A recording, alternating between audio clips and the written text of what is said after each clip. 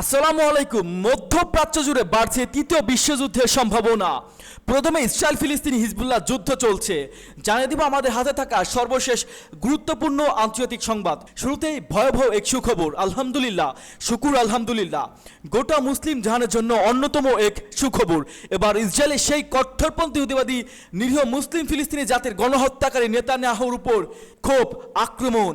শুরুতে জানিয়ে দিব হিজবুল্লাহ রকেট ও ড্রোন হামলায় ইসরায়েলি সেনা নিহত হল। অন্যদিকে ইরান গাজা ও লেবাননে যুদ্ধবিরতি সমর্থন করে আরকোচি এবং লেবাননে ইসরায়েলি হামলায় নিহত 2000 ছাড়িয়েছে। আরো জানিয়ে দিব যুদ্ধের পর গাজায় থাকতে চান না ইসরায়েলের 86% নাগরিক। এবং সবশেষ জানিয়ে দিব নেতানিয়াহুর চেয়ে ইসরায়েলি জনগণ বেশি গুরুত্বপূর্ণ বললেন কমলা হ্যারিস।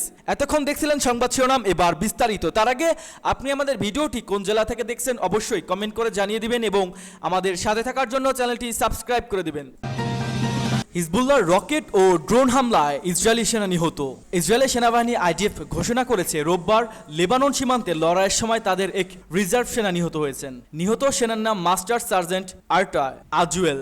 এই সময় আজুয়েলের উপর 2 সহকর্মী গুরুতর আহত হয়েছেন, খবর টাইমস অফ ইসরায়েল। আইডিএফ আরও জানিয়েছে তাদের চিকিৎসার জন্য হাসপাতালে নিয়ে যাওয়া হয়েছে। এদিকে লেবাননে ইসলামী প্রতিরোধ আন্দোলন হিজবুল্লাহ যোদ্ধারা ইসরায়েলের উত্তরাঞ্চলীয় কিরিয়াত শামেনা শহরে অবৈধ ইহুদি বসতি ও অন্যান্য অবস্থান লক্ষ্য করে ঝাঁকে ঝাঁকে ড্রোন নিক্ষেপ করেছে। ইহুদিবাদী গণমাধ্যমের খবর অনুসারে শনিবার রাতে লেবানন থেকে কিরিয়াত শামনায় অন্তত 30টি রকেট নিক্ষেপ করা হয়, যার ফলে ওই অঞ্চলে ব্যাপকভাবে আগুন ধরে যায়। খবরে বলা হয়েছে রকেট হামলার ফলে সাইরেন বাজানো হয়, যা দখলদারদের বিভিন্ন অবস্থান এবং বসতি থেকে শোনা যায়। ইসরায়েলি টেলিভিশন চ্যানেলে KAN আরও জানিয়েছে রোববার সকালে লেবানন থেকে উত্তর ইসরায়েলে 135টিরও বেশি রকেট ছোড়া হয়। হিজবুল্লাহ আল মানার শহরে দখলদার বাহিনীকে লক্ষ্যবস্তু করে একটি ভারী ক্ষেপণাস্ত্র দিয়ে হামলা চালায় এবং তাতে কিছু হতাহতের ঘটনা ঘটে। অন্য এক অভিযানে ইসরায়েলি বাহিনীর বেয়াস বেলিদা ঘাঁটিতে লক্ষ্য করে রকেট হামলা চালানো হয় এবং সেখানেও কিছু হতাহতের খবর পাওয়া গেছে। রোববার সকালে হিজবুল্লাহ জানিয়েছে শামসুন নামে ইহুদিবাদী ইসরায়েলের আরেকটি সামরিক ঘাঁটিতে তারা রকেট হামলা চালায়।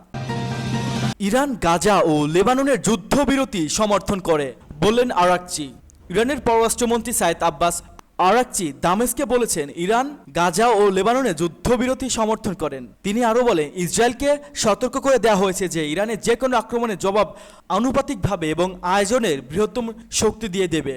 সংবাদ মাধ্যম AFPর 5 আগস্ট জানায় সিরিয়ায় একদিনে সফর শেষ করে এক সংবাদ সম্মেলনে আরাকচি ইসরায়েলের বিরুদ্ধে প্রতিরোধের পাশে দাঁড়াতে ইরানের প্রতিশ্রুতি পূর্ণ ব্যক্ত করে উল্লেখ করে বলেন তার দেশে লেবাননের বাস্তুতত্ত্ব শরণার্থীদের সমর্থনে সিরিয়ার সঙ্গে তার সহায়তা ও সমন্বয় অব্যাহত রাখবে। আরাকচি বলেন আমাদের এজেন্ডায় 2টি জরুরি বিষয় রয়েছে, লেবাননের শরণার্থী চাহিদা পূরণ করা এবং গাজা ও লেবাননের যুদ্ধবিরতি নিশ্চিত করা। তিনি আরও উল্লেখ করেন ইরান এরই মধ্যে সিরিয়া লেবাননের শরণার্থীদের সহায়তায় মানবিক সহায়তা পাঠিয়েছেন এবং শীঘ্রই আরও সাহায্য পাঠানো বলে আশা করা হচ্ছে। ইরানের উপর ইসরায়েলি হামলার সম্ভাব্য সম্পর্কে আরাকচি সতর্ক দিয়ে বলেছেন যে কোনো ইসরায়েলি হামলার প্রতি আমাদের জবাব হবে আনুপাতিক এবং প্রয়োজনে আরও শক্তিশালী। আমরা অতীতে এটি প্রমাণ করেছি এবং তাদের আবারও আমাদের সংকল্প পরীক্ষা করতে স্বাগত জানাই। আরাকচি আরও বলেন যুদ্ধবিরতির জন্য আঞ্চলিক এবং আন্তর্জাতিক উদ্যোগগুলোর বর্তমানে আলোচনাধীন, তবে নির্দিষ্ট বিবরণ প্রদান করা থেকে বিরত রয়েছে। তিনি জোর দেন যে কোনো যুদ্ধবিরতি শর্ত অবশ্যই ফিলিস্তিনি ও লেবানিজ উভয়ের কাছে গ্রহণযোগ্য হবে। সিরিয়ার সঙ্গে ইরানের সম্পর্কে ব্যাপার জিজ্ঞাসা করা হলে আরাকচি 2 দেশের মধ্যে দৃঢ়মূল কৌশলগত অংশীদারিত্বের কথা তুলে ধরেন এবং সিরিয়ার প্রতি ইরানের সমর্থন সম্পূর্ণ পরিস্থিতি অব্যাহত থাকবে বলে উল্লেখ করেন। সফরকালে ইরানের পররাষ্ট্রমন্ত্রী সিরিয়ার প্রেসিডেন্ট বাশার আল আসাদ এবং সিরিয়ার প্রধানমন্ত্রী মোহাম্মদ গাজী জালালির সঙ্গে বৈঠক করে এ সময় তার লেবাননের ইসরায়েলি সামরিক হামলা থেকে পালিয়ে আসে লেবাননের পরিবারগুলোকে মানবিক সহায়তা নিশ্চিতে সহযোগিতা করার বিষয়ে আলোচনা করেন। লেবাননে ইসরায়েলের হামলায় নিহত 2000 ছাড়িয়েছে। লেবাননে কয়েক সপ্তাহ ধরে চলা ইসরায়েলি হামলায় নিহতের সংখ্যা 2000 ছাড়িয়েছে। দেশটির স্বাস্থ্য মন্ত্রণালয় এ তথ্য জানিয়েছে, খবর আল জাজিরা।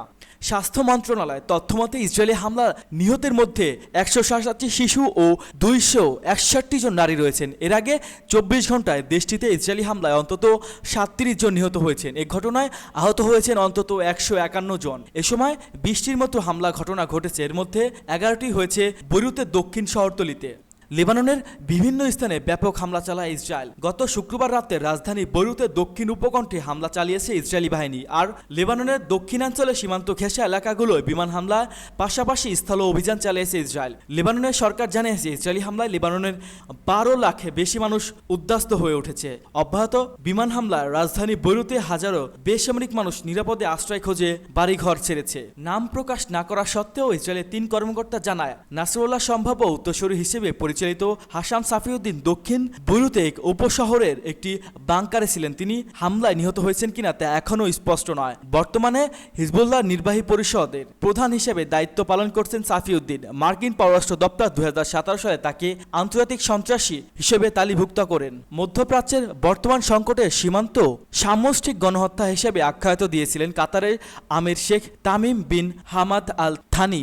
তিনি জানায় ইসরায়েলের লাগামহীন কর্মকাণ্ডের ব্যাপারে তার দেশ বহুবার সতর্ক করেছেন। বৃহস্পতিবার দোহায় এশিয়া কোঅপারেশন ডায়ালগ সম্মেলনে কাতার আমির বলেন, এটি স্পষ্ট যে মধ্যপ্রাচ্যে যা ঘটছে তা একটি গণহত্যা। পাশাপাশি গাজা উপত্যকাকে মানব বসবাসের অযোগ্য বলে পরিণত করা হচ্ছে, যেন সেখানকার মানুষের জোরপূর্বক বাস্তুচ্যুত করা যায়। এ সময় ভ্রাতৃত্বপূর্ণ লেবানন বিরুদ্ধে ইসরায়েলি বিমান হামলা ও সামরিক অভিযানের তীব্র নিন্দা জানায় তিনি।